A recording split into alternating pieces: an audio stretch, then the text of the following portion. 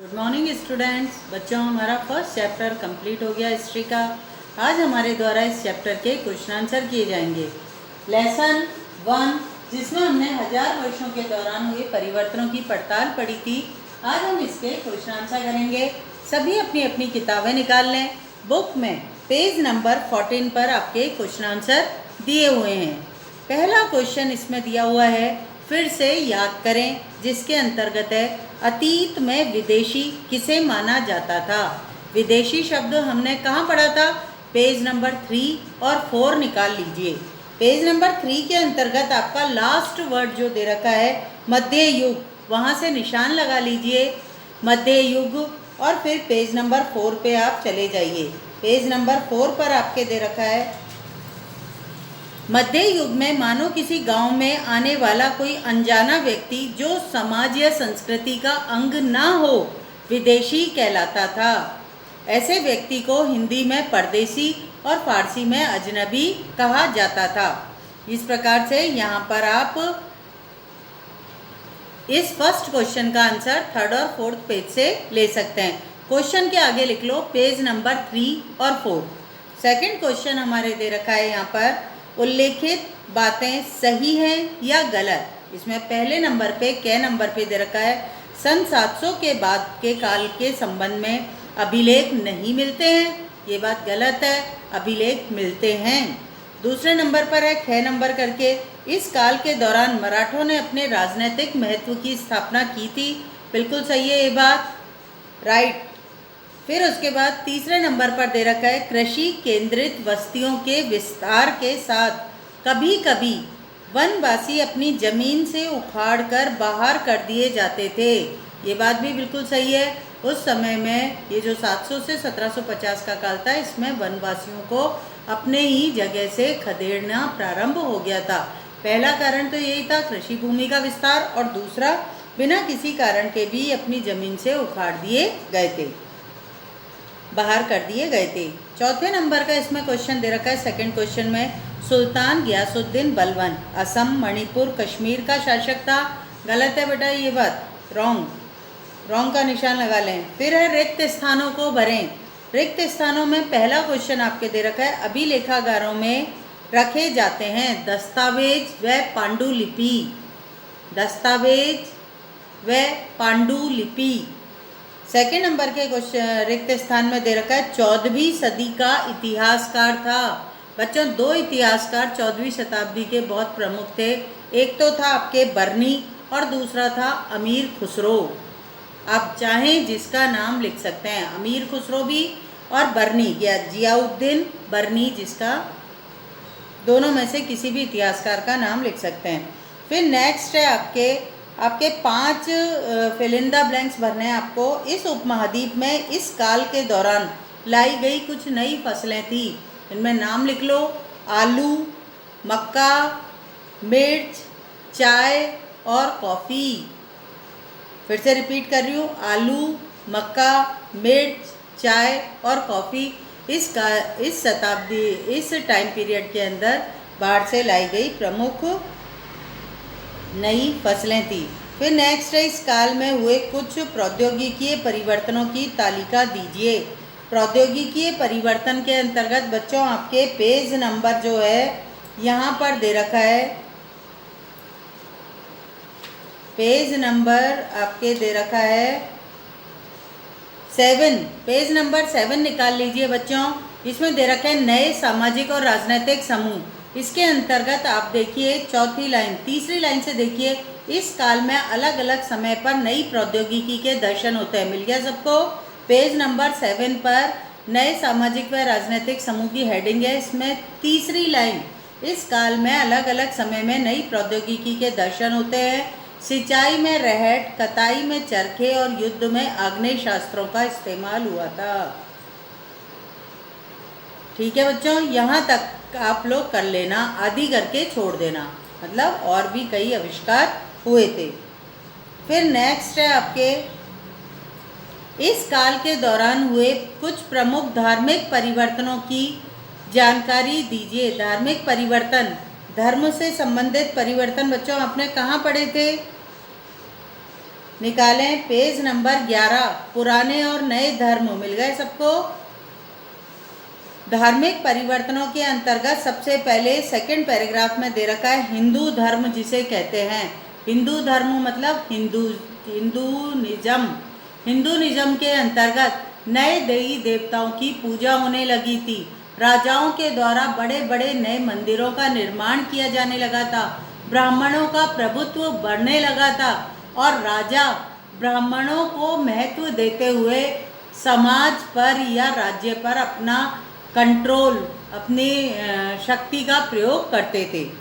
तो और इसके अलावा तीसरे पैराग्राफ में पेज नंबर 11 पर संस्कृत जो थी केवल ब्राह्मणों की भाषा ही रह गई थी। ये धार्मिक परिवर्तन के अंतर्गत है। संस्कृत के अंतर्गत दिए गए श्लोकों का प्रयोग केवल ब्राह्मणों के द्वारा ही किया गया था। फिर पेज नंबर आपके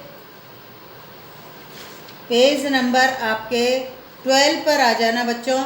12 के ऊपर आपके भक्ति की अवधारणा आ गई थी। ये जो हमारा टाइम पीरियड था 700 से 1750 में, इसमें भक्ति आंदोलन की अवधारणा भी आ गई थी। बहुत सारे साधु संतों ने भक्ति के मार्ग से ईश्वर की प्राप्ति बताई थी। और फिर उसके बाद नेक्स्ट पैराग्राफ के अंदर दे रखा है नए धर्म भारत में आ गए थे, जैसे इस्लाम, और इस्लाम के साथ साथ क्या आया था, कुरान। तो ये सब चीज़ें आपके धार्मिक परिवर्तनों के अंतर्गत आएंगे। आप केवल नाम भी लिख सकते हैं, जैसे हिंदूनिज्म में नए नए देवी देवताओं का पूजा होने लगी थी, ब्राह्मणों का प्रभुत्व बढ़ा था।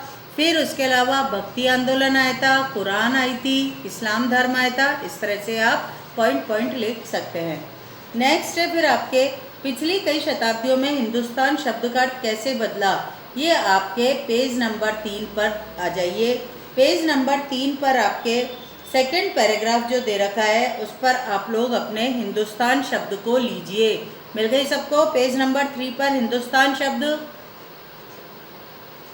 ये पूरा पैराग्राफ आएगा बच्चों। यहाँ पर हिंदुस्तान के संदर्भ में 13वीं शताब्दी में क्या हुआ था, मुगलों के समय में क्या प्रयोग हुआ था, वर्तमान में क्या हिंदुस्तान शब्द का अर्थ होता है, ये सारा का सारा पैराग्राफ इसके अंतर्गत आपको लिखना है।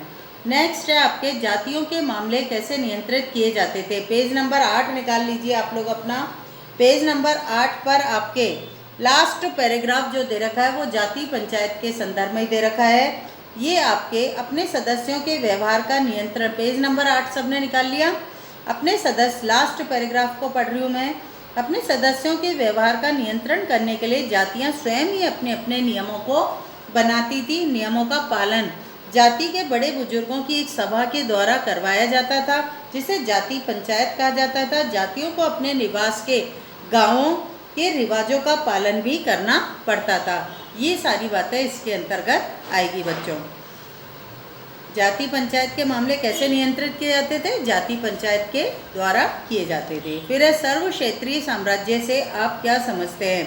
सर्व क्षेत्रीय साम्राज्य होता है बच्चों जिसका वह ऐसा साम्राज्य जो बहुत सारी जातियों पर एक साथ राज्य करता है, उसे सर्व क्षेत्रीय साम्राज्य के अंतर्गत लेते हैं। जैसे मुगलों ने किया, मराठों ने किया, ये सारे के सारे सर्व क्षेत्रीय साम्राज्य में आते हैं। वहाँ बहुत बड़े इलाके में साम्राज्य फैला होता है और बहुत सारी जातियाँ इनके अंतर्गत निवास करती हैं। नेक्स्ट है आपके 90 नंबर पे पांडुलिपियों के उपयोग के इतिहासकारों के सामने कौन कौन सी समस्याएं आई थी। पेज नंबर 5 और 6 निकाल लें आप लोग। पेज नंबर 5 और 6 पर देखो बच्चों, पांडुलिपियों के निर्माण में कौन कौन सी प्रमुख समस्याएं आई थी। देखो पांडुलिपियां जो थी उस समय हाथ से लिखी जाती थी। आपको ये समझ में आता होगा क्योंकि छापे खाने तो उस समय थे नहीं हमारे भारत के अंदर, तो हाथ से लिखी जाती थी। तो हाथ से जब प्रतिलिपियां लिखी जाती हैं या आप नकल करते हैं, पेज नंबर 5 का ये जो लास्ट पैराग्राफ दे रखा है यहीं से आपको स्टार्ट करना है और उसके बाद ये जो बातें महत्वपूर्ण है इसको शॉर्ट के अंदर पॉइंट बनाकर अपने शब्दों में लिखनी है। जैसे पांडुलिपियों के अंतर्गत आपको पहला पॉइंट यही लिखना है, हाथ से नकल करी जाती थी क्योंकि छापे खाने का आविष्कार नहीं हुआ था, जो एक कठिन कार्य होता था। फिर कॉपी नहीं की जा सकती थी, भाई यदि एक बार पांडुलिपि लिख ली गई तो उसकी बहुत सारी कॉपियाँ निकाली नहीं जा सकती थी। फिर इसके अलावा जब कोई लिपिक लिखता था तो बहुत सारे परिवर्तन भी कर देता। कई बार उसे राइटिंग समझ नहीं आती थी मूल प्रति की, कई बार वो अपने हिसाब से अपने समय के आधार पर उसमें चेंज कर देता था। तो इस प्रकार से मूल प्रतिलिपि जो होती थी उसकी बहुत सारे लोगों के द्वारा जो लिखी जाती थी वो अपने अपने विचारों को भी उस नई प्रतिलिपि में प्रकट कर देते थे, जिससे उसका मूल भाव ही चेंज हो जाता था। इस तरह की समस्याएं हमारे इसमें आती हैं। ये आपके पेज नंबर 5-6 को पढ़ने पर आपको समझ में आ जाएंगी। फिर उसके बाद है इतिहासकार अतीत के कालों या युगों को कैसे विभाजित करता है, क्या इस कार्य में उसके सामने कोई कठिनाई आती है। यह आपके पेज नंबर 12 और 13 पर मिल जाएगा बच्चों, जहाँ पैराग्राफ समय और इतिहास के कालखंडों पर विचार करने से संबंधित दिया हुआ है। मिल गई हेडिंग पेज नंबर 12 पे, समय और इतिहास के कालखंडों पर विचार। ये आपको यहीं से स्टार्ट करना है।